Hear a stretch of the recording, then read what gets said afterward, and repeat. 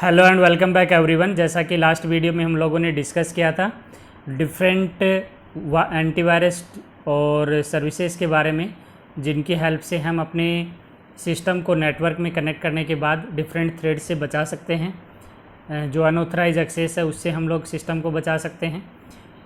इसके लिए आपके पास सबसे पहली कंडीशन है कि अगर आपके पास एंटीवायरस है तो उसको आप अपडेटेड रखिए, एंड फायरवॉल है तो उसको टर्न ऑन करके रखिए सच दैट जितने भी पैकेट्स आपके सिस्टम में नेटवर्क से आते हैं वो फ़िल्टर होके आएँ, और अगर वो लॉज को फॉलो करते हैं देन आपका फायरवॉल आपको उसका एक्सेस देता है। अदरवाइज़ अगर किस काइंड ऑफ मालवेयर्स होते हैं तो आपको एक मैसेज आ जाता है, पॉपअप आ जाता है, जिससे आप उसको डिटेक्ट करके रिमूव कर सकते हैं।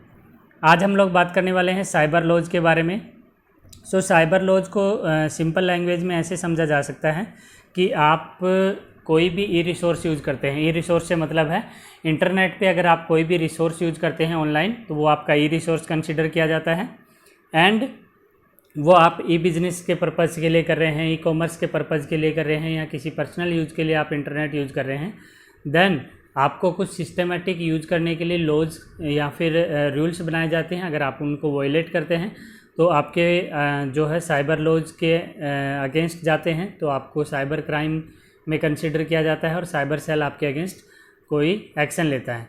तो ये आपका एक चैनल होता है जिससे हम लोग जो साइबर क्राइम है उसको कम कर सकते हैं।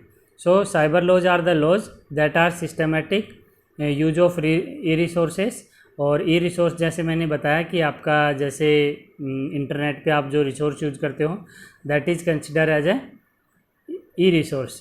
ई business and serve as a major against illegal cyber crime. Various cyber laws have also been enacted to prevent cyber crime and take against those involve in such crimes. यानी कि अगर बात करूँ मैं ई बिजनेस की, या फिर ऐसा ही कोई आप ऑनलाइन कुछ काम करते हैं और किसी लॉ को वायलेट करते हैं या फिर उसके अगेंस्ट जाते हैं, तो आप जो है वो साइबर क्राइम में कंसिडर किए जाते हैं, और उसके अगेंस्ट उसके बिहाफ पे आपको जो डिफरेंट सेक्शंस होते हैं उसके अगेंस्ट साइबर क्राइम जो साइबर क्राइम सेल होती है वो आप पे चार्ज करती है, यानी कि आपको अरेस्ट भी किया जा सकता है। These laws are defence the action that would be taken against people committing the offence. अगर इस तरीके का कोई अपराध कोई करता है तो उसको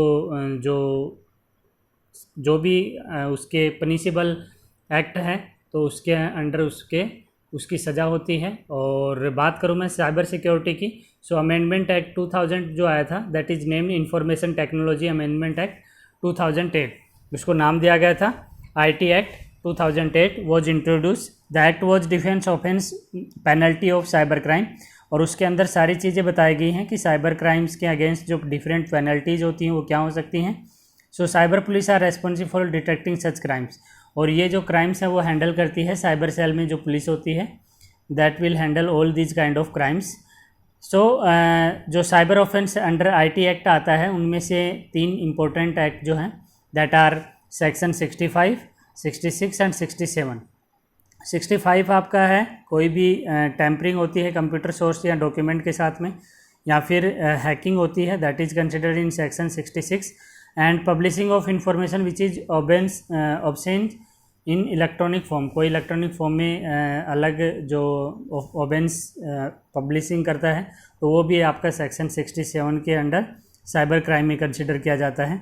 अगर आप इंटरनेट यूज़ करते हैं तो आप इन चीज़ों का ध्यान रखें कि आप अगर इस तरीके की कोई एक्टिविटी करते हैं तो आपको भी जेल हो सकती है, आप भी साइबर क्राइम के अंडर आ सकते हैं। आपको भी लॉज फॉलो करना ज़रूरी है अगर आप इंटरनेट यूज़ करते हैं।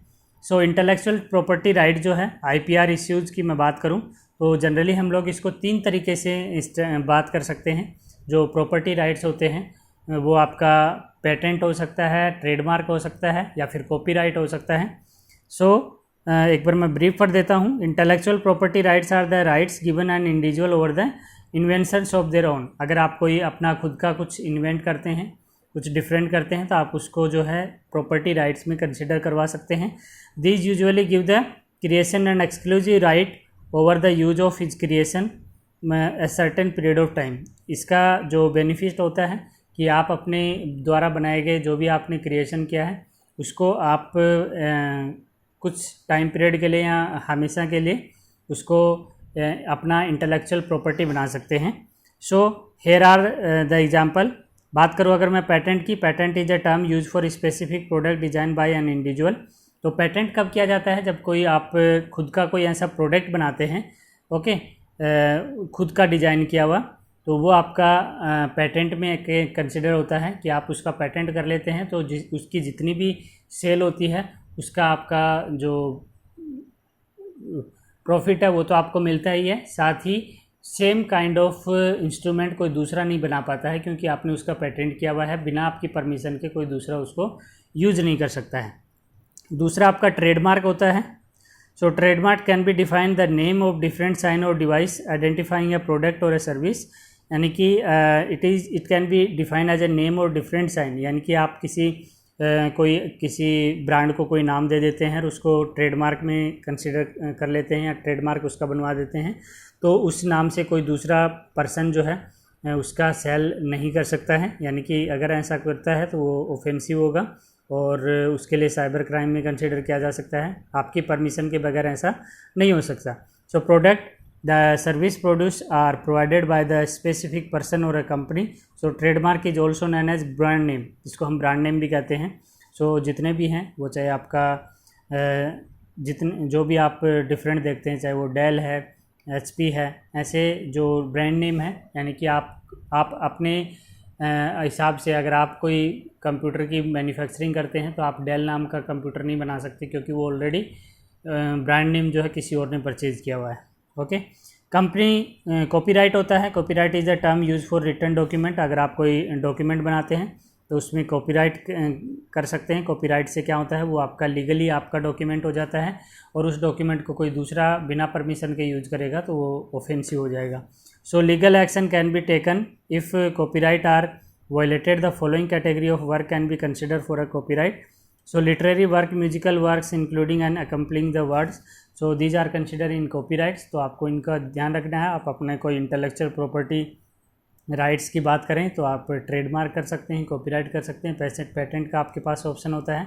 सो नेक्स्ट वीडियो में हम लोग इस यूनिट को रिवाइज करेंगे। कुछ पॉइंट्स हैं जो हमें याद रहने चाहिए, यानी कि ब्रीफ है आपकी, समरी है आपका चैप्टर का, जो कि बहुत ही ज़्यादा इंपॉर्टेंट होगा अगला वीडियो आप लोगों के लिए। उससे आपका पूरा यूनिट जो है वो रिवाइज हो जाएगा।